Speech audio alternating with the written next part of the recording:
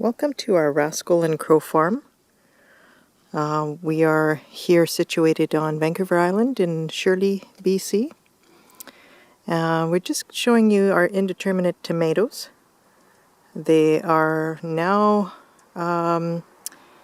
about 7 feet tall, and it is August the 23rd of 2018. And just showing you that the tomatoes are very heavy, and these ones in particular are indeterminate, so they grow about 8 to 10 feet tall at their tallest. I'm just showing you here, just getting a little closer here, showing you some of the tomatoes that are on the vine. This one here happens to be a chocolate stripe, so as you can see here, lots of nice big ones that are coming up here. Nice big sizes here. There's some really huge ones here. As you can see, that's a good 4-incher, that one there. Some of them are a little bit smaller, but they're about 3 inches average. We've got some, as you can see there, the striping on them. If you come down lower here, the nice striping there.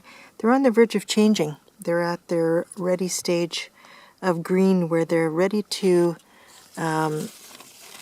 change their color. They're starting to ripen now, and so there's a whole bunch that we have in here. Lots of different varieties.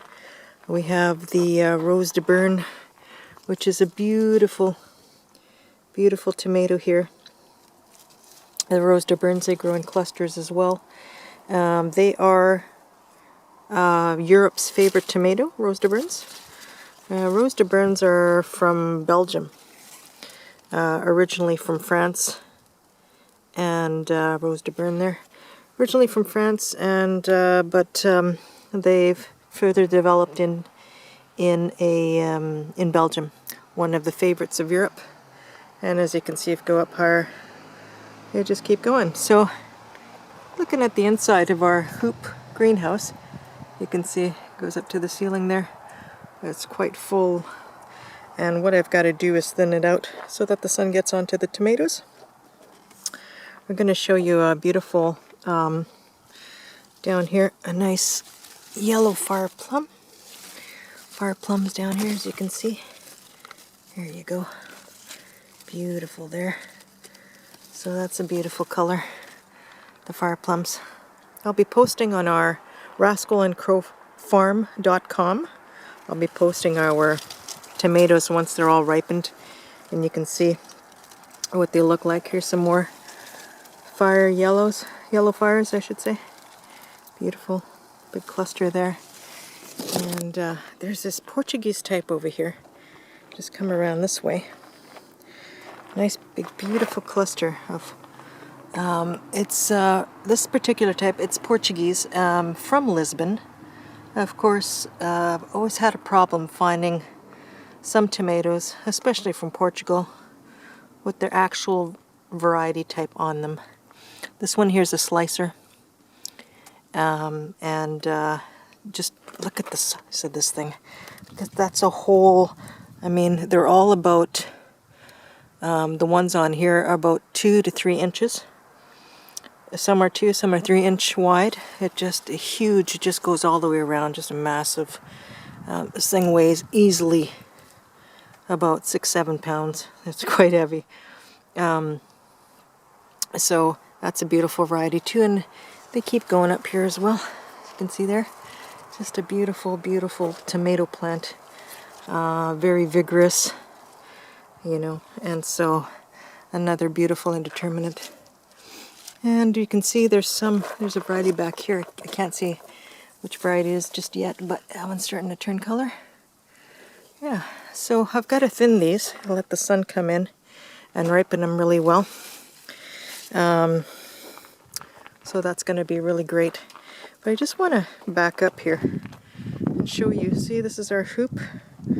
Well, wood with hoop and wood structure frame.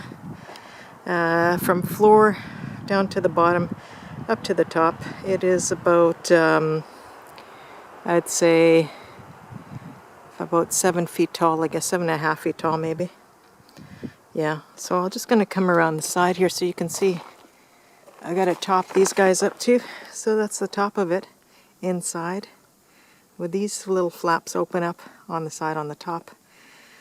But so they're right to the ceiling inside. So now I've got to top them off and cut off any new ones coming up so it doesn't suck out all the energy out of the plant. And we want that to go into the tomato, so we need to take out the suckers, top it off, and take out a lot of the foliage to expose those. Helps it along.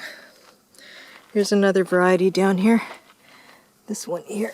This is the pink tiger down here. There we go.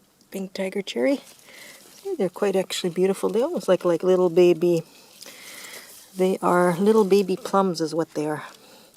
This one's already turning, so they're gonna be a beautiful little color there. And over on to, if you just want to back up here, see, look at the big cluster there of the nice pink tigers there, as well as we have some bumblebees.